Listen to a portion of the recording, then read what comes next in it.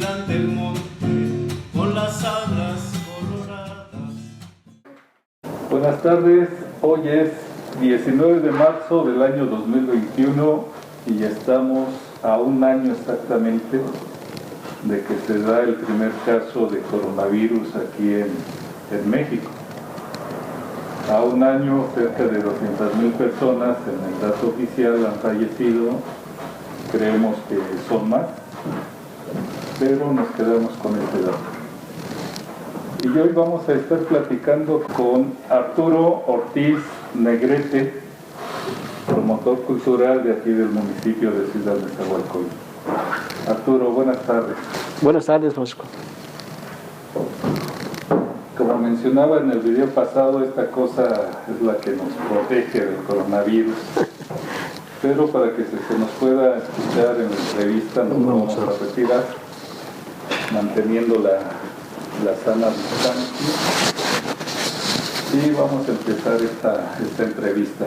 Arturo, me comentan que tú llegaste a Ciudad Nezahualcóyotl en 1960. Efectivamente, en 1960 llegamos aquí a Ciudad Nezahualcóyotl, mi familia, ¿verdad? Yo siendo un niño, pues escasos, yo creo que 3 años, cuando llego a Ciudad Nezahualcóyotl, a las colonias del Exvaso de Texcoco. Mi origen, venimos del estado de Guanajuato, y precisamente en aquel tiempo, en los tiempos duros, los tiempos difíciles, mi padre pues decide migrar hacia la capital para poder buscar una forma de vida diferente. ¿Qué oficio tenía tu papá? Pues mi papá era campesino, pero también lamentablemente pues la pobreza extrema en la que vivía en el campo lo orilla a buscar esa migración hacia la Ciudad de México y llegar aquí a México con familiares en Azcapotzalco.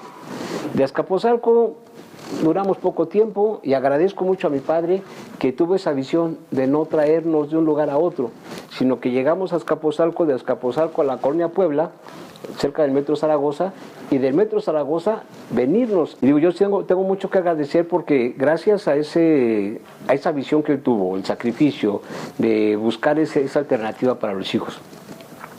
Ahora yo hago un referente muy constante y dirían, ya cambia de discurso. Les digo, pero es que es difícil cambiar el discurso cuando vivimos y fuimos protagonistas de una situación muy difícil.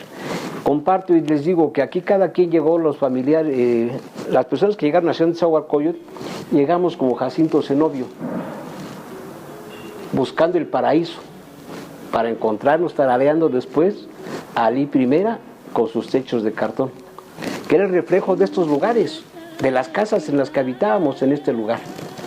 Después leímos por ahí a Juan Rulfo, ¿verdad? Y veíamos el llano en llamas. Y los llanos que había en este municipio, pues nos reflejaban eso, ¿sí? El calor, cuando caminábamos después de que había terminado la temporada de lluvias, y caminar descalzos sobre los terrones que habían dejado. ¿Tú tienes hermanos mayores? Tengo 2 hermanas mayores, una aún vive, otra lamentablemente falleció. Yo creo que ellas llegamos aquí aproximadamente a los 7 años, 7, 8 años. Mi hermana mayor, pues es una persona a la que le tocó, como a los mayores les tocaba siempre batallar con los hermanos más chicos. A ella le tocó todavía estar allá en el rancho y acompañar a mi padre y a mi mamá, ir al río y mientras mi mamá lavaba la ropa ajena, ¿sí?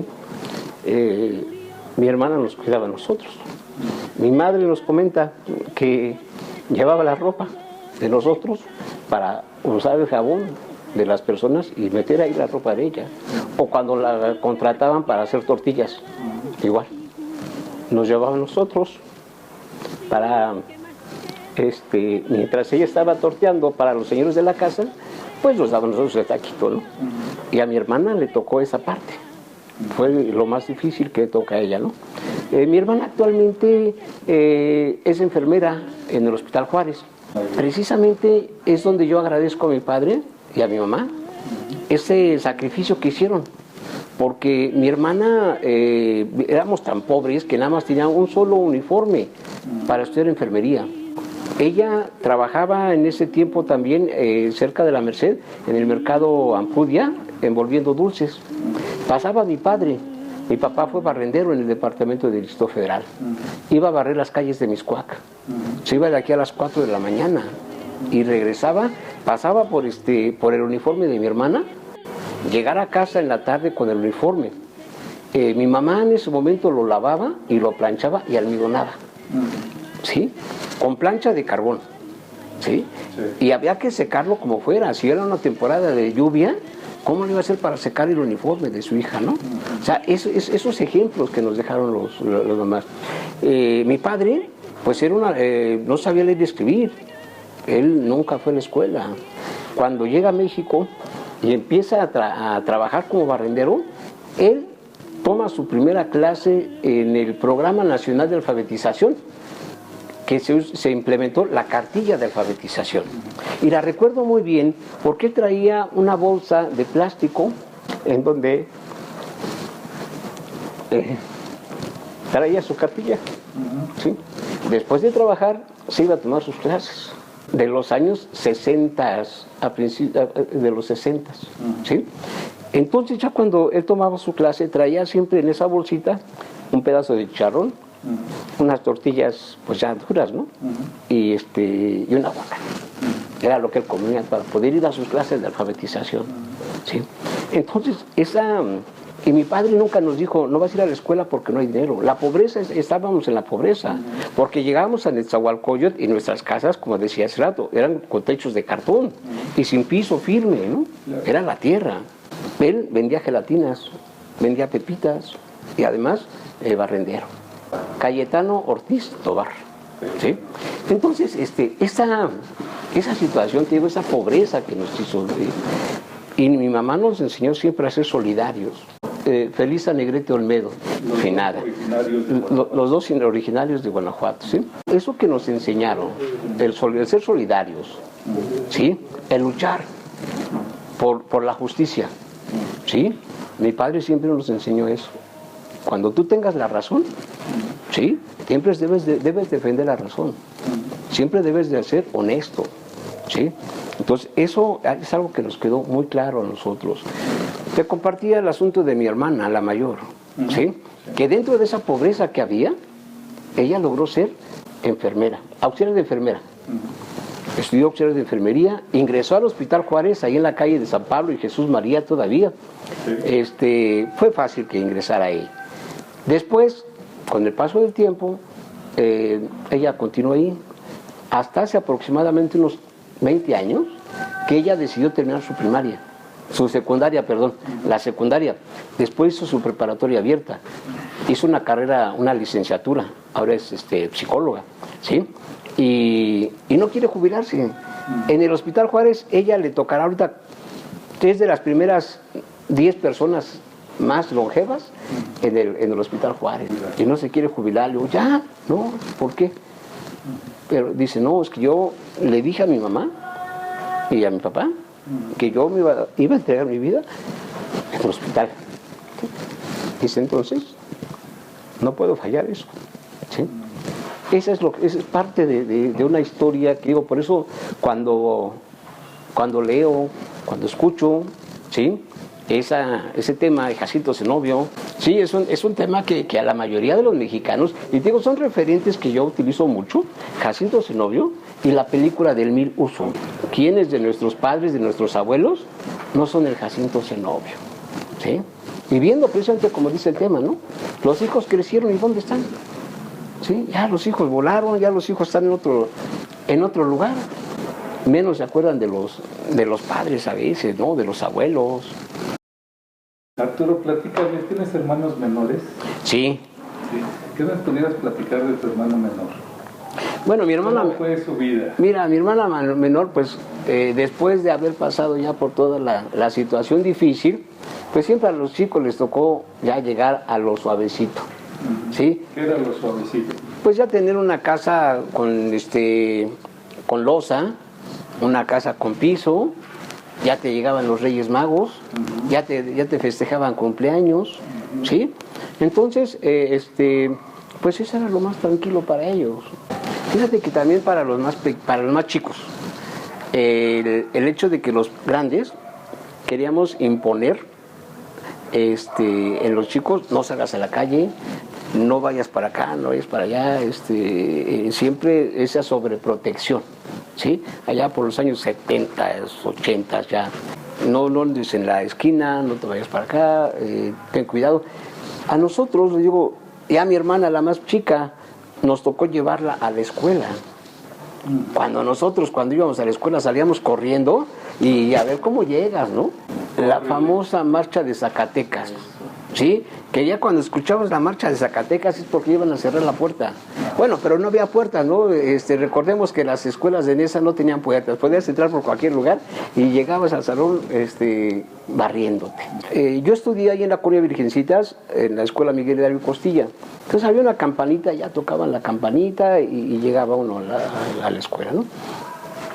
Yo tenía mucho, en ese tiempo, escuchaba el programa El Clan Infantil, que empezaba a las 7 de la mañana y terminaba a las 8. Entonces, pues estaba tan bueno el programa que no me quería ir a la escuela. Entonces salía ya corriendo casi al 5 para las 8, pero era rápido, llegabas cruzando y rápido llegabas a la escuela, ¿sí? Esa era la situación. Entonces, digo, a mis hermanos más chicos ya los llevábamos a la escuela. Ya no era de que váyanse solos, ¿no? No, ya había que ir por ellos, llevarlos y traerlos. Entonces les tocó ya celebración de 15 años, por ejemplo, ¿no? A la más chica, ¿sí? Y ya los adultos pues, fuimos los padrinos, ¿no? Los mayores fuimos los padrinos de la hermana, ¿sí?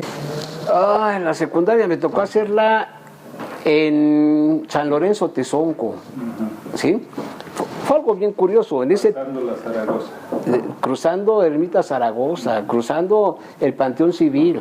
San Lorenzo Tezonco es donde está ahora un centro comercial que le llaman Las Antenas, ¿sí?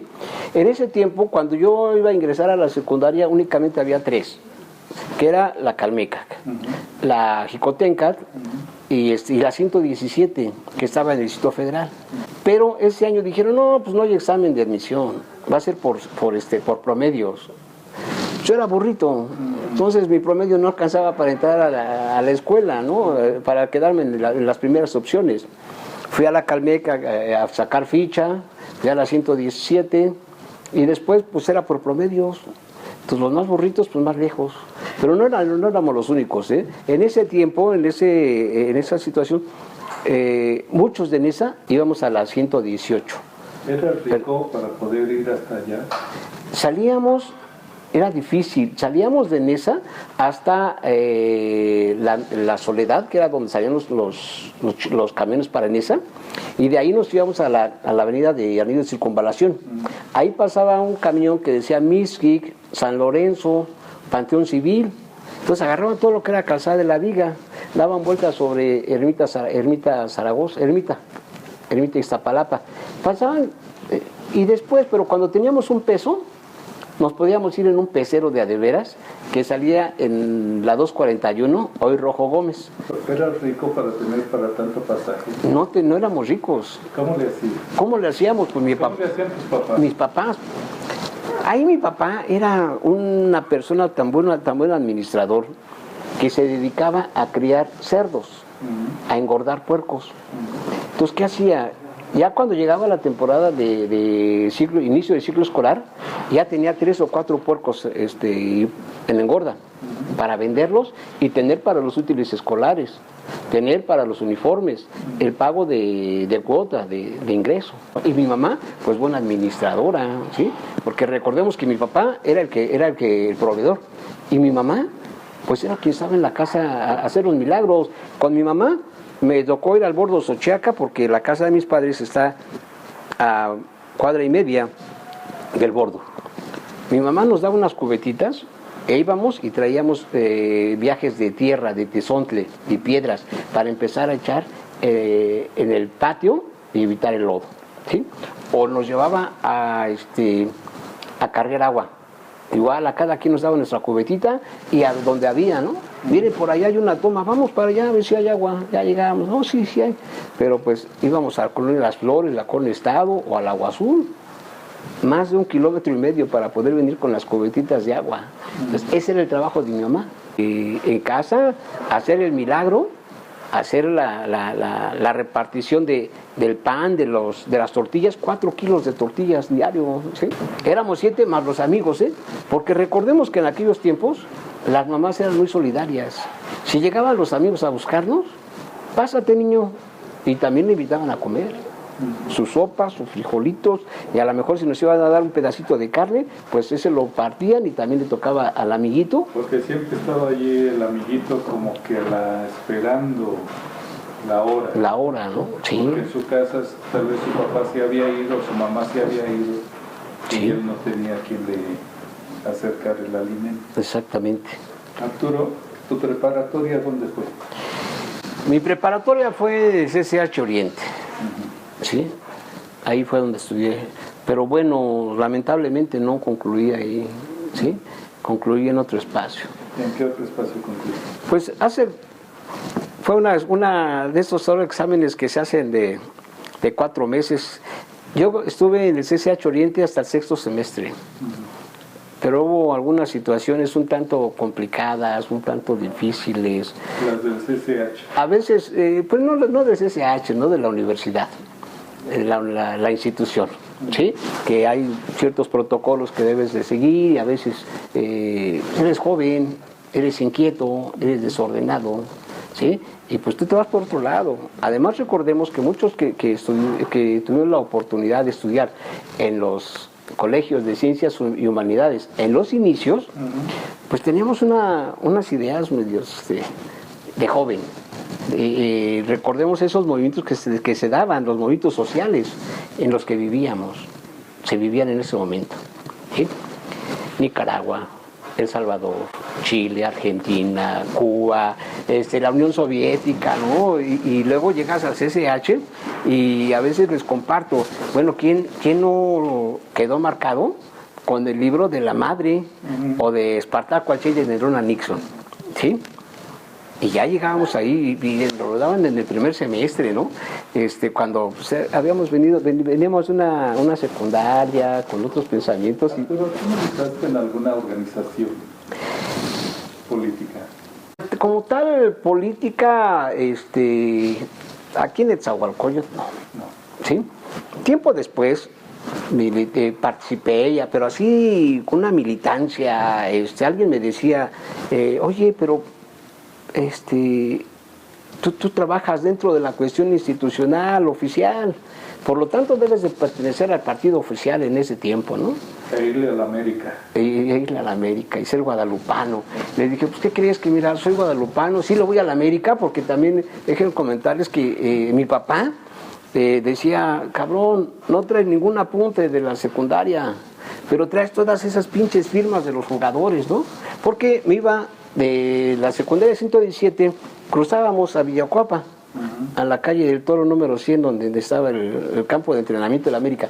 En ese tiempo traía yo los autógrafos del Pichojos Pérez, de John Kerr, de Carlos Reynoso, mis ídolos. ¿Tendrás alguno de ellos? ¿Perdón? ¿Tendrás algún autógrafo? No, Todos se perdieron. Todos se perdieron en ese tiempo, pero entonces traía mis autógrafos. Y mi papá decía, pero mira nada más, bueno, pues es la juventud, ¿sí? La juventud, decía yo. Entonces, esas eran las situaciones que ¿Jugaste fútbol? Jugué fútbol en los llanos de Nesa. ¿Y fuiste bueno? Pues no. Pero tú ibas. Pero yo jugaba, ¿no? Lo que sí practiqué fue el atletismo, en el atletismo sí llegué a tener competencias en el Centro Olímpico Mexicano y en lo que era el CEDOM. Y había un encuentro internacional juvenil de atletismo, se llamaba Encuentro Internacional Santiago Nacazagua Ira, ¿sí? Organizado por el CREA. Pero es que mi vida ha sido tan... ¿Llegaste a dar marca en atletismo? No, lo que sí llegué a hacer en mi primer competencia que tuve en Ixtapalapa, ¿sí? 10 kilómetros, 13º lugar. Y para mis padres, pues fue casi me hacen fiesta, porque después de haber sido un desmadre, ¿Qué año fue eso? no recuerdo, pero después de haber sido un desmadre, de chavos de la esquina, de haber llegado a los centros de integración juvenil, ¿sí? ¿Por drogadicción? Adicción, el pulque y... Pero de drogadicción, ¿de qué tipo de droga? Mira, en aquel tiempo, ¿qué era lo que más la rifaba? La marihuana. No había para más como ahora. Ahora los chavos se meten un montón de cosas. ¿Y llegaste a ser adicto? Pues así tan fuerte no. No. Pero Nada más de toma y prueba ya. cualquier toquecillo nada más, ¿no? Entonces ahí, pero cuando ingreso a los centros de integración juvenil, llego precisamente porque yo decía, bueno, si me habían expulsado de la secundaria, luego pues, mi vida era un desorden, ¿sí? Entonces empiezo a buscar alternativas. Encuentro un amigo que me regala mi primer pants y unos tenis, porque él cruzaba por el barrio. Y decía, oye, ya no te juntes con esos cabrones, vente para acá, yo te invito a correr. Él se llamaba Ramón Aguirre. ¿Todavía vive? No, ya no vive. Le decían el cura, ¿sí? Y ya iba el cura, él salía, cruzaba por ahí, y él corría sobre el Bordo Sochaca, llegaba hasta San Lorenzo, regresaba, y vente. No, pues empecé a acercarme con él. No, pues, ¿qué les cuento? Corría yo 500 metros, y pues ya, ¿sí? Entonces él me regaló los primeros tenis, me regaló un pants, me empezó a invitar a prepararme a entrenar. A dejar a los otros. Entrenábamos en la Magdalena Michuca, ¿sí? Y él en las mañanas me pagaba mi transporte para ir a entrenar, ida y vuelta, y me regalaba alguna fruta. Porque en la colonia Porvenir vivía un grupo de hermanos, los hermanos Ibarra Salas. Ellos también eran competidores a nivel internacional, ¿sí? Y ellos eran los que generaban el equipo de atletismo. Para eso sí fui medio bueno. Y entonces les digo, cuando entro a esa competencia, la primera competencia, y llego a la casa, en lugar de llegar con una cerveza, pues llego con un trofeo, ¿sí? Y allí se rompió esa imagen, sí, ese mal camino que se esperaba siguieras. Sí, entonces ya fue cuando empezó a generar una vida diferente, ¿no? Entonces, por ahí... ¿Y cuál fue esa vida diferente? Pues la vida de la banda, del barrio, a buscar alternativas de servicio. ¿Sí? ¿Qué servicio? ¿Qué servicio? En aquellos tiempos, sabemos que las parroquias eran los espacios que atraían a los jóvenes, porque no teníamos otras alternativas, ¿sí? Entonces, ¿qué hacía? Pues me acerqué ahí a la parroquia de las Virgencitas, a un grupo juvenil, y empecé a compartir, organizábamos ahí con otros chavos también, CCHeros, organizábamos cursos de verano, organizábamos, proyectábamos películas. Además, la influencia que tuvieron sobre de mí, los sacerdotes que llegaron ahí porque eran misioneros combonianos. O sea, ellos venían con esa cuestión del servicio. Uno de ellos decía, bueno, es que aquí a la gente antes de evangelizar, primero hay que darles de comer, ¿no? ¿Te acordarás del nombre de alguno de esos sacerdotes? Mira, el que más tuvo impacto en mí fue uno que falleció recientemente, Flaviana Matuli Valente. Flaviana Matuli, recién egresado de la universidad y del seminario italiano, llega a Nesa y empieza a trabajar en ese servicio, ¿no? A involucrar a los jóvenes, a acercar más socialmente a la comunidad, a integrar socialmente a la comunidad. Y él de alguna manera influye en ciertas cuestiones porque nos enseñan eso, ¿no? El servicio, el compartir, la solidaridad. ¿Era italiano Él era italiano, ¿sí? Entonces, la solidaridad era muy importante. Y recordemos que éramos muy solidarios. Recordemos cómo en aquellos tiempos llegaba un vecino y los niños le ayudábamos a carrear sus materiales para construir su casa. Se atascaba un carro y llegábamos los demás a empujar el carro para que saliera. Había un enfermo y quien tuviese carro acompañaba o sacaba su vehículo a la hora que fuera y llevaban al enfermo al hospital. Si las señoras iban a tener un hijo, llegaban y le tocaban, oiga, fíjese que mi esposa, sí, ¿cómo no te saco el carro? Y no te pedían para la gasolina, ¿sí? Pues esa solidaridad que existe. Ahí en el Centro Regional de Cultura hay un mural muy interesante de Alfredo Arcos. Y Alfredo Arcos en ese mural refleja muy bien, es un mural extraordinario porque es la vida del habitante de Nezahualcóyotl. El hombre en pirámide haciendo solidaridad. Abajo hay unas palas, pero después cada uno de ellos tiene una flor en las manos. La mujer que tiene a su hijo en brazos, ¿sí? Entonces, ese mural de Alfredo, pues es un mural realmente muy interesante porque ahí está gran parte de la historia del desarrollo de Ciudad Nezahualcóyotl, de los inicios de Ciudad Nezahualcóyotl. Arturo, como promotor cultural, ¿me pudieras platicar de 3 experiencias que las recuerdes de manera muy grata? Como promotor cultural, mira, una de las primeras, trabajé en el Programa Nacional de Alfabetización, aquí en Ciudad Nezahualcóyotl, en el 81, 82, ¿sí? Y ahí me integré también a un grupo de teatro. Y en aquel tiempo, para mí el teatro fue algo que me generó una forma también de ver las cosas con una mirada diferente, que hacia mí, para poder compartir con los demás. Y algo que ahí en este programa, como promotor cultural, mucho me dejó muy marcado el libro, ¿sí? La pedagogía del oprimido, de Pablo Freire, ¿sí? Porque si estoy compartiendo en esta comunidad, con mis vecinos, con la gente de mi municipio, ¿sí? Y comparto con ellos, el servicio hacia ellos me dejó cosas muy interesantes cuando aprendemos a través del teatro a convivir, a compartir con las personas adultas, con los adultos mayores, ¿no? Que no sabían leer y escribir. Esa fue una de las situaciones. Otra, como promotor cultural, me marca mucho el poder acercarme a personajes de la vida nacional e internacional. Uno de ellos, tuve un acercamiento muy estrecho con un escritor, cuentacuentos, Eduardo Robles Boza, el tío Patota. El tío Patota, pues, un migrante, sí, de la Guerra Civil Española, llega a Venezuela, vive en Venezuela, de Venezuela viene a México, y en México crea pues la Feria del Libro Infantil y Juvenil.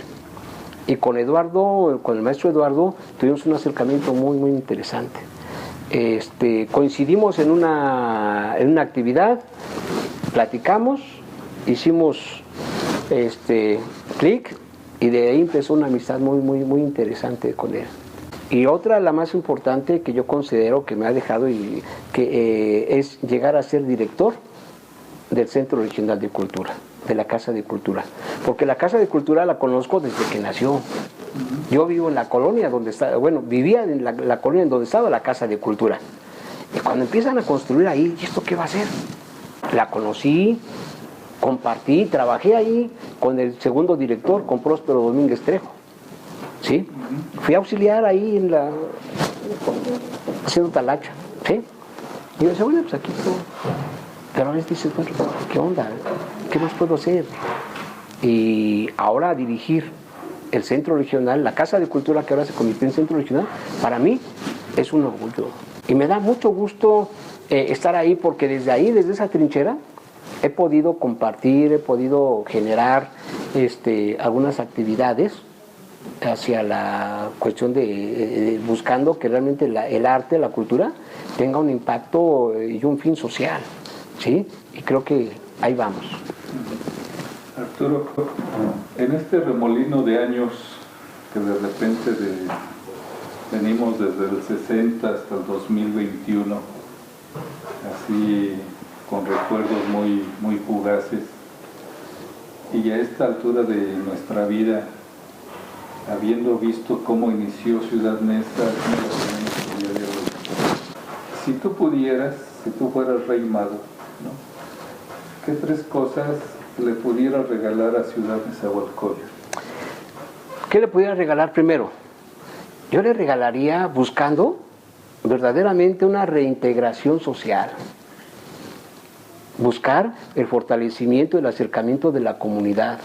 Reencontrarnos como vecinos de este lugar. ¿Sí? Y para eso ya estoy preparando un proyecto. ¿Sí?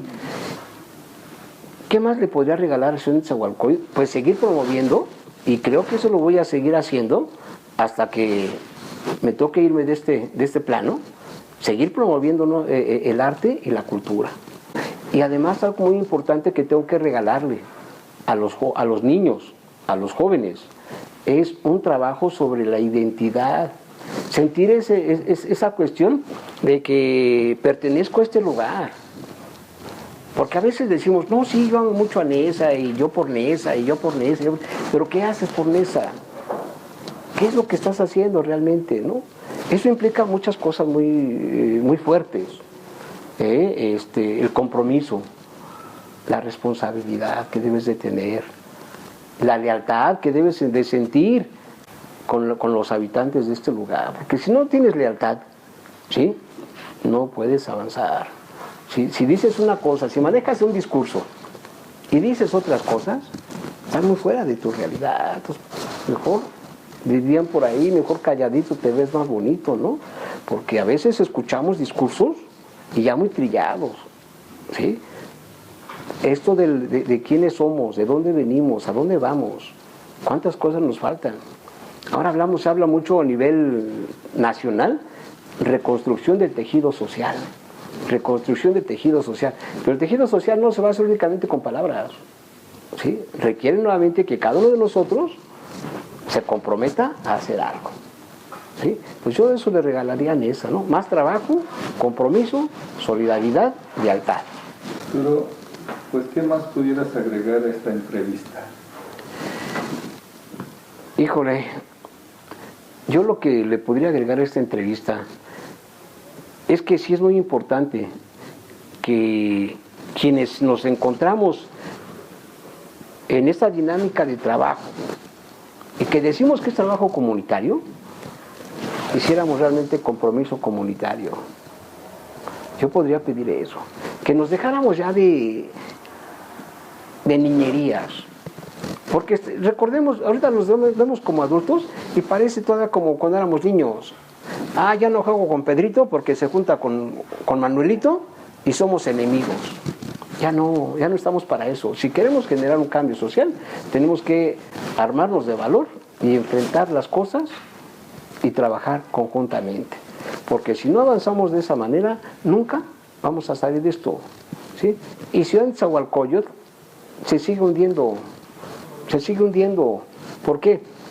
Porque estamos únicamente viendo mis intereses, los intereses de grupo, los intereses con este sí juego y con este no. No, tenemos que jugar todos y aprender a jugar ya como hombres y como personas, personas adultas, ¿no? Y hombres adultos, porque parecemos niños. No, es que ya te fijaste que aquel, no, es que ya anda con aquel, eso ya no nos queda. ¿Sí? Ah, y después todavía suceden cosas, ¿no? Ya cuando te mueres, puta, qué buena gente era, ¿no? Y decía Chava Flores, ¿no?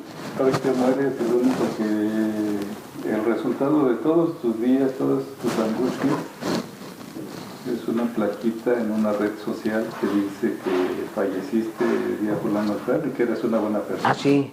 Y empiezan los demás, no, sí, qué bueno era. Por eso te digo la canción de Chava Flores, ¿no? Qué bueno era. ¿Sí? No, hombre, oye, ¿por qué se muere? Ni modo. Pero cuando estás vivo y estás haciendo cosas positivas, ni quien voltea a verte. Haz una cosa mala, puta, todo el mundo se entera. Pero haz una cosa buena y ni quien te pele. Al contrario, eres un tonto. Oye, ¿cuántos años tienes ahí y no has hecho nada? Bueno, es lo que ellos creen, ¿verdad? Lo que haces es para ti. Es con que tú estés bien contigo mismo, es más que suficiente. Deberíamos de trabajar más en esa parte de compartir, de crecer, de mostrar que hemos crecido, que ya no somos niños. Pues muchas gracias, Arturo, por haber estado aquí con nosotros. Gracias a ti, Francisco, por la invitación y darnos esa oportunidad de poder expresar nuestras ideas. Gracias. Arturo. Gracias, buenas tardes. Pájaro carpintero, para trabajar se agacha, en que encuentra su agujero, hasta el pico le retacha. También yo soy carpintero, cuando estoy